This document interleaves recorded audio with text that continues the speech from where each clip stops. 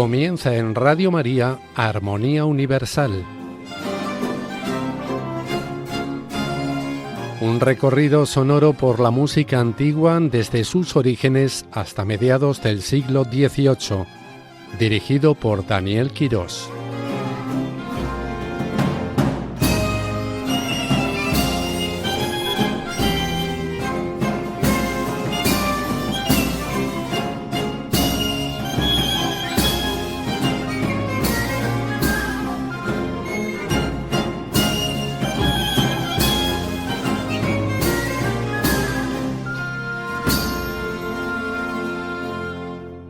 Bienvenidos a Armonía Universal, el programa de Radio María dedicado exclusivamente a conocer lo que se ha denominado como música antigua, o lo que es lo mismo, toda aquella compuesta antes del año 1750, década arriba, década abajo. Vamos a comenzar hoy un episodio dedicado a San José y lo haremos de una forma que no se ha hecho nunca antes, con una recopilación con piezas musicales dedicadas íntegramente a San José, a nuestro santo patriarca. Vamos a escuchar obras de Prades Gallén, Zelenka, Charpentier, Bassani, Figueredo, Durán de la Mota, Rossini, Viver y algunos otros, incluyendo anónimos cantos gregorianos. No pretende ser esto, eso sí, un programa teológico sobre este gran santo, pues para ello existen ya espacios en Radio María muy recomendables como Gentilezas de San José, Redemptoris Custos, Patris Corde, Reflexiones sobre San José o alguna de las catequesis en familia. Nosotros simplemente vamos a dar algunas pinceladas biográficas y espirituales para saborear mejor las músicas que vamos a ir escuchando. Pero ¿qué es lo que sabemos sobre San José? Recordemos el padre putativo de Jesucristo, o podría llamarse de alguna forma también padre adoptivo, y el marido de la Virgen María, como se nos revela en el Nuevo Testamento.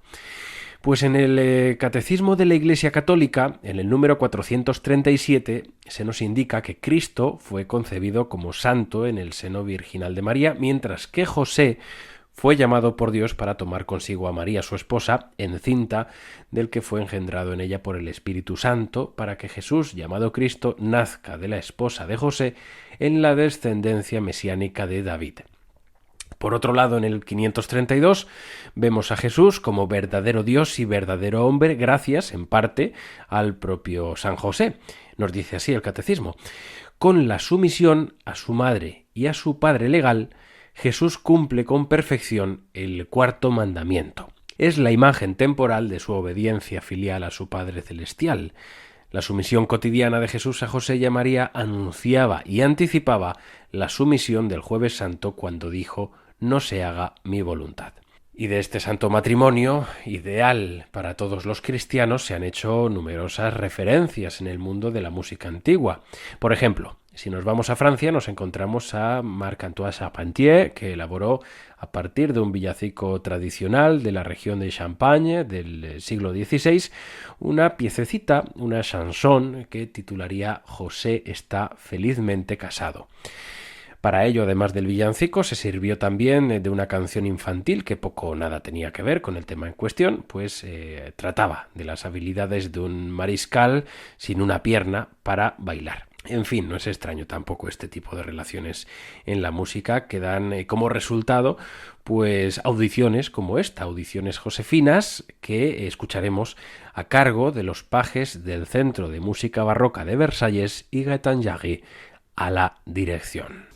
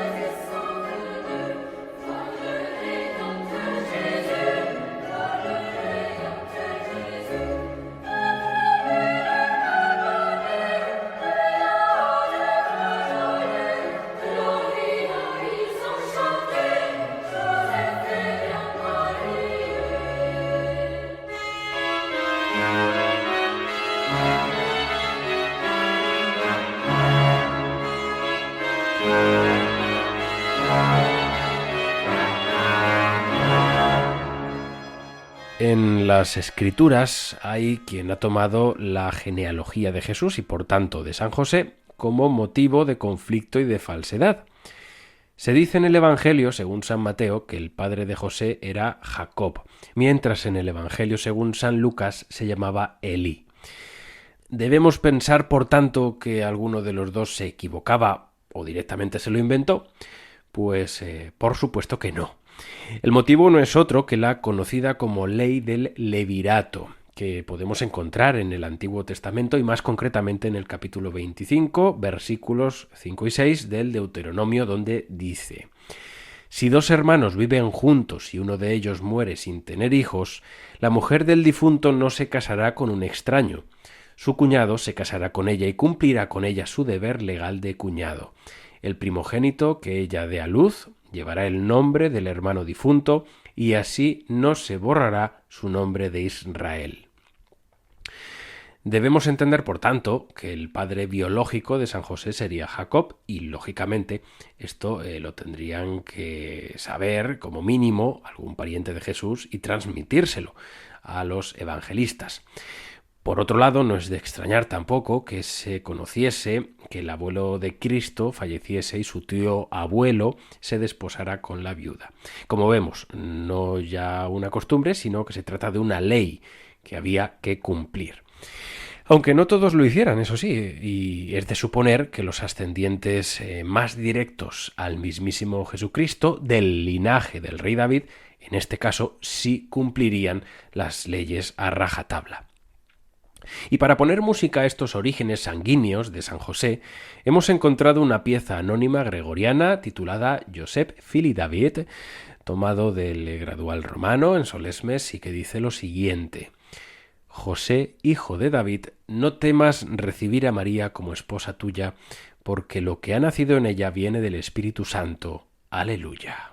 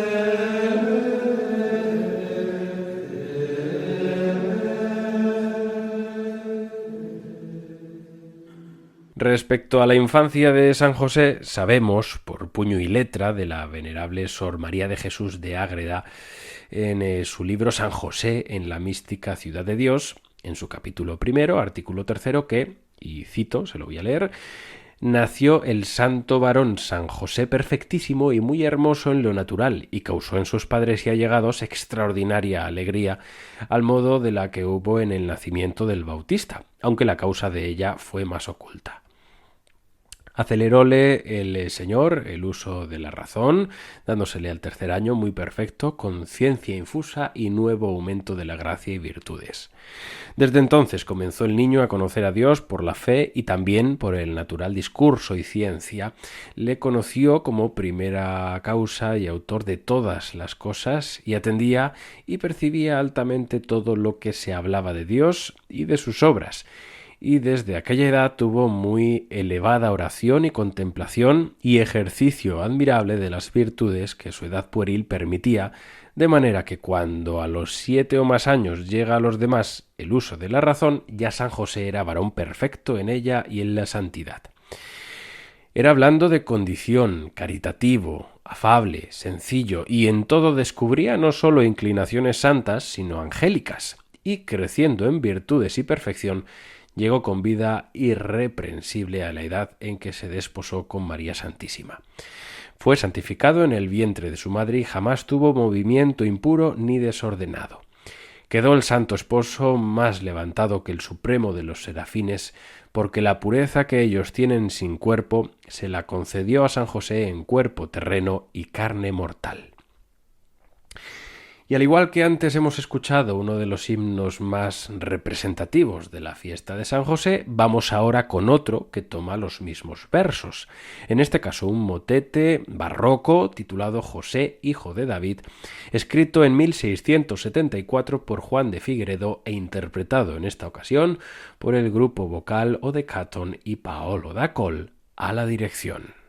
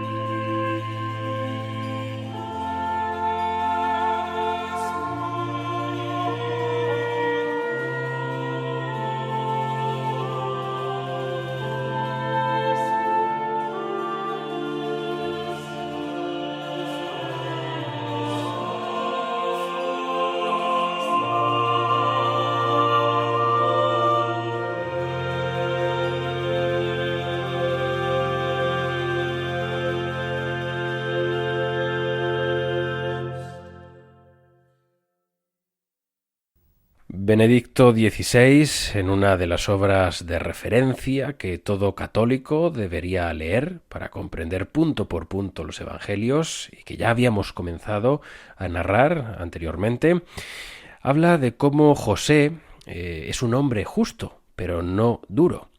Un hombre que sabe cuál es la ley de Dios para los hombres y cómo se debe usar mediante el amor y no con el rencor. Por ello, el difunto Papa escribió en su libro La infancia de Jesús que Mateo nos dice en primer lugar que María era prometida de José.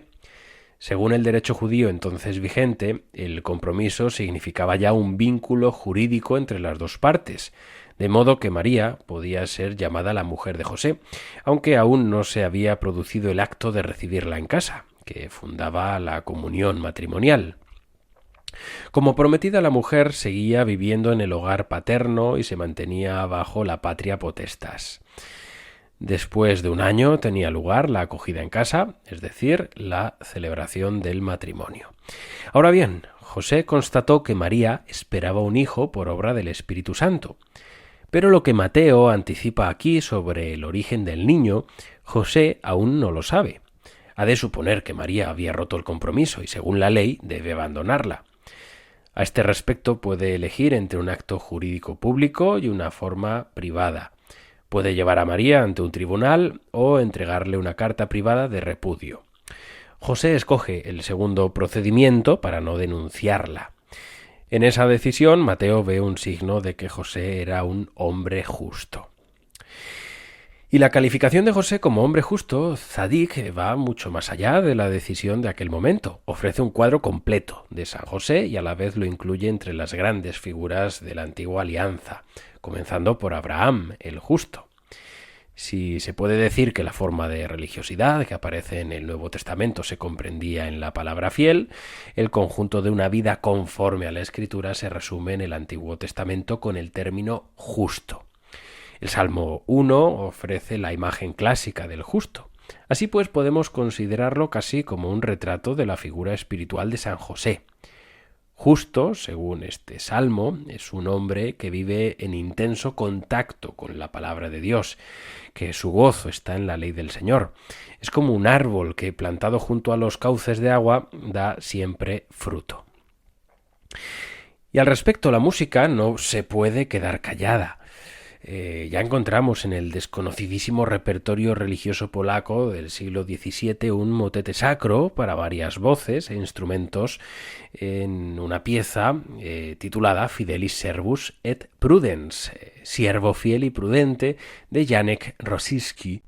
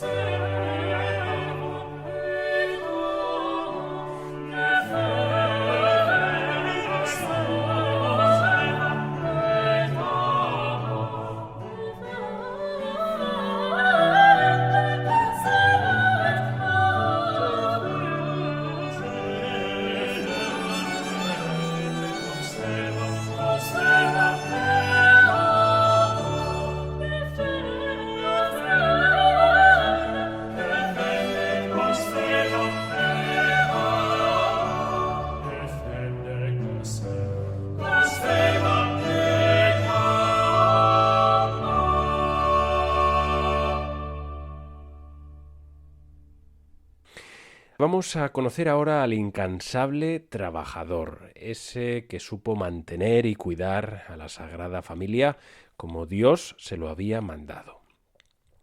El padre Benjamín Sánchez, canónigo de la Catedral de Zamora, que falleció a los 101 años, escribió un pequeño libro sobre la figura de San José, más espiritual que histórico, en el que hablaba, sin embargo, y tomando como referencia escritos de mártires, filósofos y apologetas, la profesión de San José, cómo fue.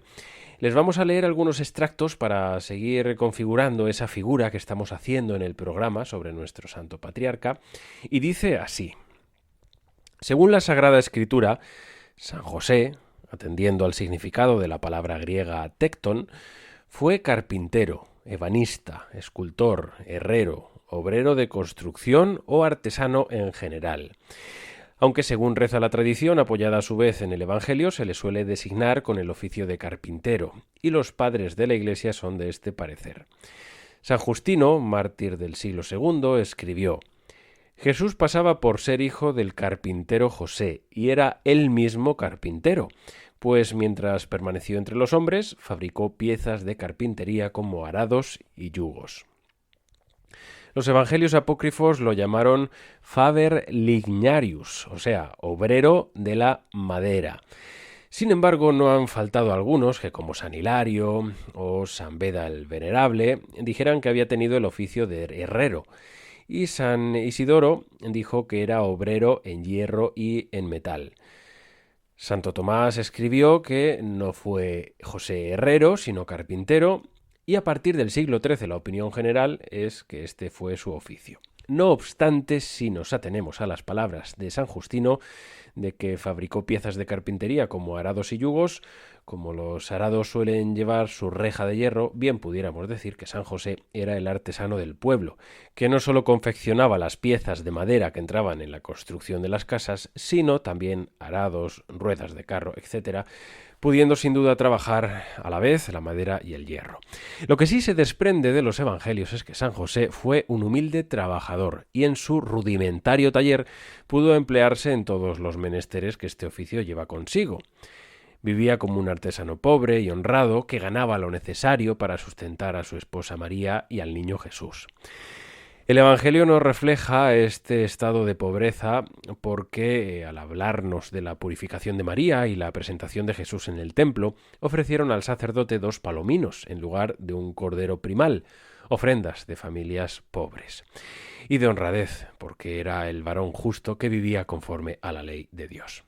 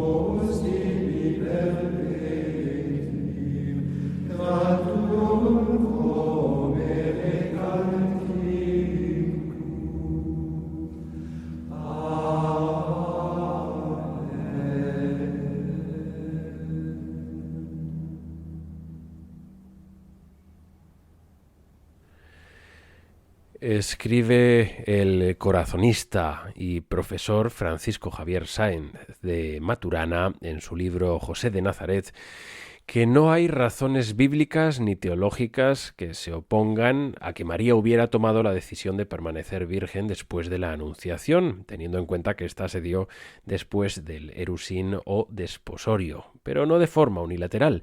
No parece aceptable que María hubiera decidido por su cuenta y riesgo, quedando a José tan solo la resignada aceptación. La decisión fue fruto del consenso vital con su esposo. El vínculo profundo que le une con José debe tener en cuenta el ambiente social y religioso en que se desenvuelve. Sin embargo, no se puede pasar por alto una realidad fundamental. La pareja de José y María no es una pareja como cualquier otra, sino una absolutamente singular. Ambos fueron escogidos por Dios, y eso queda dentro de su misterio amoroso, para cumplir una función única y fundamental en la historia de la salvación de la humanidad. Por ese motivo, el ser María la mujer llena de gracia y José el varón justo deben ser elementos claves para plantear que en comunión formaron un matrimonio célibe. No por rechazo de la sexualidad ni de la posible o no ancianidad de José, sino en vista de la realización de un proyecto concreto. Posiblemente tomaron esta decisión después de la visitación al templo para presentar al niño y la purificación de María. Ellos venían haciendo un discernimiento serio, pero pudieron ser decisivas las palabras emocionantes de Simeón, lo que los llevó a dar un paso cualitativo en la opción del celibato. Palabras misteriosas y a la vez ilusionantes y dolorosas que les aportaron pistas de cara a su vida en adelante al caer en la cuenta de una manera más intensa de la singularidad mesiánica de Jesús. De esta forma, en celibato podían dedicarse a tiempo completo, como lo haría una religiosa o un presbítero, a la construcción del reino, a través, como se entiende habitualmente, de la oración, la predicación, la atención a los pobres.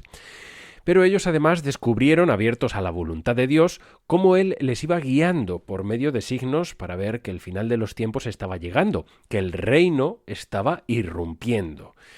Estos signos les llevaron a discernir que el estado de vida que mejor respondería al proyecto salvador trazado por Dios para sus vidas sería el de permanecer célibes, sin otra preocupación que la espera del reino y su colaboración en él, particularmente cuidando y educando a Jesús, el hombre del reino. Por tanto, la experiencia vivida en el templo fue decisiva. Desde luego de estos momentos no solo la pintura se ha hecho eco con cuadros de indudable valía, como el del boloñés Camillo Procaccini, el del francés Simon Bouet o, claro, el de nuestro extremeño Luis de Morales. Y es que también la música ha sabido representar a las mil maravillas aquel cántico de Simeón que reza así: Ahora, Señor, según tu promesa, puedes dejar a tu siervo irse en paz, porque mis ojos han visto a tu Salvador, a quien has presentado ante todos los pueblos, luz para alumbrar las naciones y gloria de tu pueblo Israel.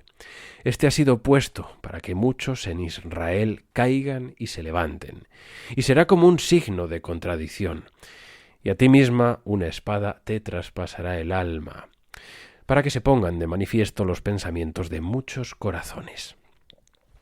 Henry Purcell, en Inglaterra, escribió su propio Nunc Dimittis, seguramente en la primera década del siglo XVIII, y que trata precisamente este mismo instante, que ahora interpretarán Simon Preston y Francis Wright junto al coro catedralicio de la Christ Church de Oxford.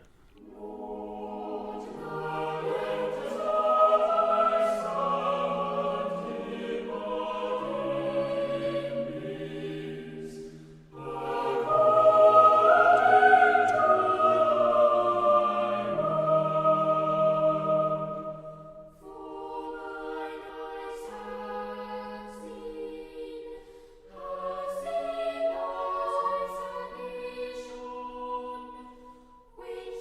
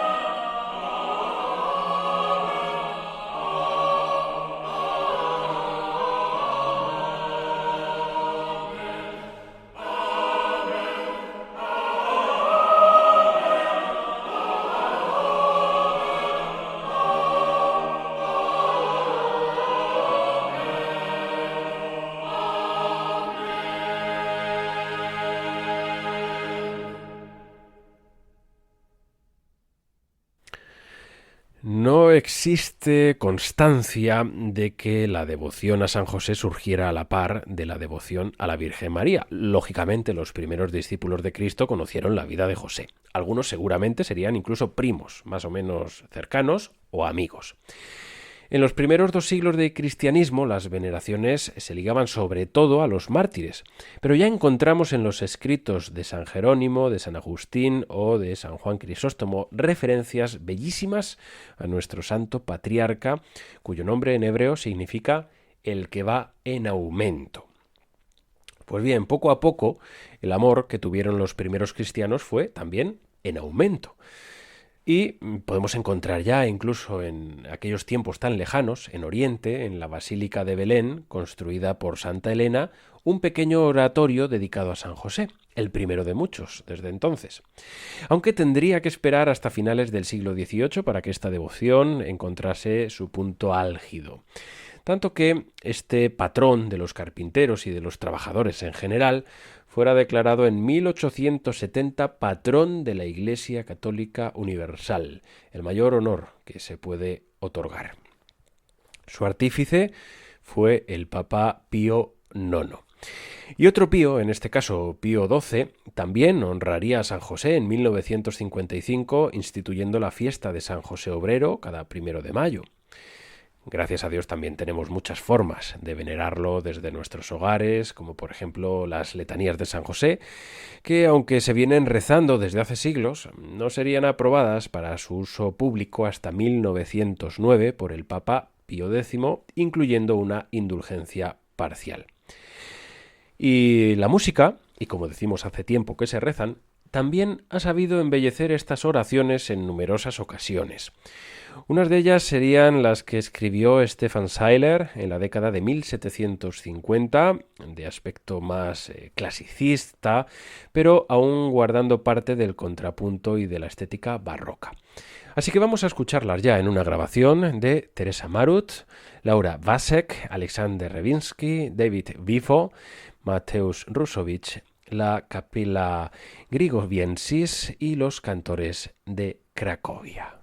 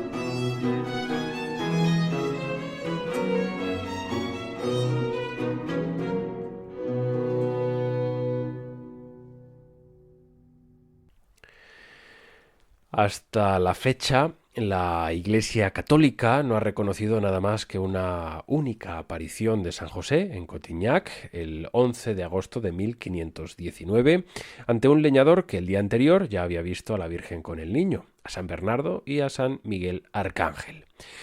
Pues esta aparición josefina fue ampliamente difundida y apenas un mes después, durante la fiesta de la Exaltación de la Cruz, todo el pueblo acudió en masa al lugar para construir la primera ermita. Rápidamente los milagros se sucedieron y los peregrinos acudían de toda Francia. Décadas después, el mismísimo rey Luis XIII y su esposa, Ana de Austria, tras más de 20 años sin descendencia, recibieron de la Virgen el milagro de tener un heredero, el futuro Luis XIV. Sí. Tiempo después, y en lo que atañe a San José, un joven pastor, Gaspar Ricard, se moría de calor mientras cuidaba de sus ovejas. Y así, tumbado a descansar en la dura piedra, vio cerca a un hombre muy alto que señalaba hacia una roca en particular diciendo: «Yo soy José, levántala y beberás». Pues se trataba de una piedra de tal magnitud que ni 8 hombres podrían moverla. San José repitió las mismas palabras y el pastor, aunque incrédulo, pudo mover la roca como si se tratase de una liviana hoja. Debajo el agua fresca empezó a brotar y tras beber hasta saciarse ya no volvió a ver nunca más a ese misterioso hombre que decía ser José. Desde ese momento el agua formó un manantial que continúa en la actualidad, ahora rodeado de santos terrenos, como una capillita construida en honor a San José en 1660, ampliada en varias ocasiones y consagrada como santuario al que peregrinan decenas de miles de personas cada año, un santuario bien cuidado por las monjas del monasterio benedictino construido en 1977. Y ya que antes hemos comenzado a escuchar alguna de las muchas letanías que se han compuesto entre el Renacimiento y el Barroco en honor de San José, vamos a quedarnos ahora con las escritas para los banquetes de la Catedral de Salzburgo en 1677 por Heinrich Ignaz Weber. Fueron solicitadas y pagadas por la Fraternidad de San José. No es una obra menor, desde luego, pese a sus dimensiones, y su textura, sus contrastes exagerados entre los solos y los tutti, los obligatos de trompeta, que más bien nos recuerdan a su propio requiem, a su misa de difuntos, y la opulencia instrumental desborda las emociones del oyente durante su escucha. Más aún en la grabación que hicieron de estas letanías josefinas las agrupaciones Concerto Palatino y Cantus Köln bajo la dirección de Konrad Junghannel.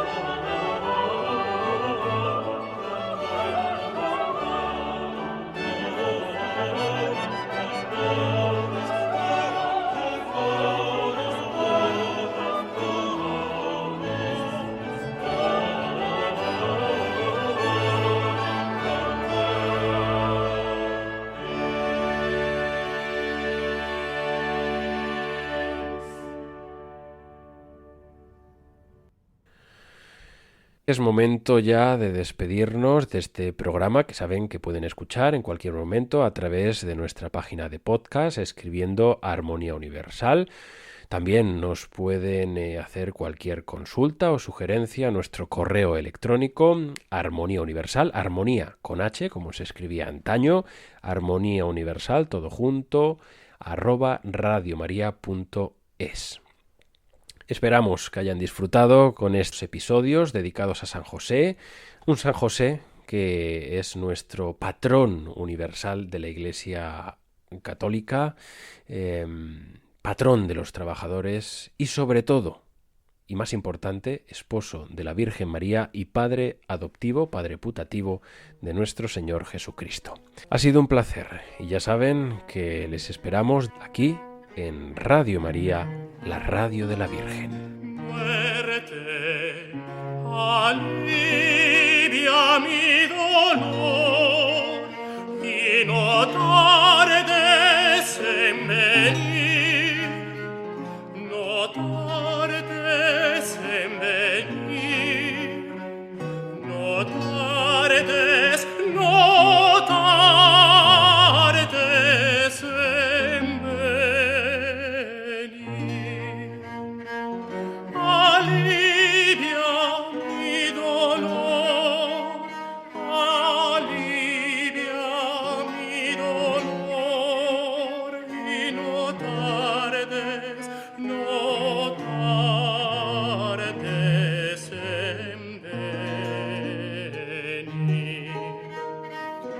No tardes en venir, no tardes en venir, no tardes en venir.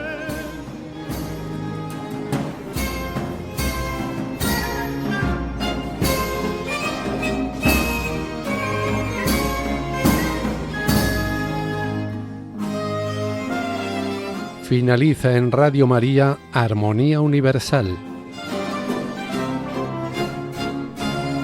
Un recorrido sonoro por la música antigua desde sus orígenes hasta mediados del siglo XVIII, dirigido por Daniel Quirós.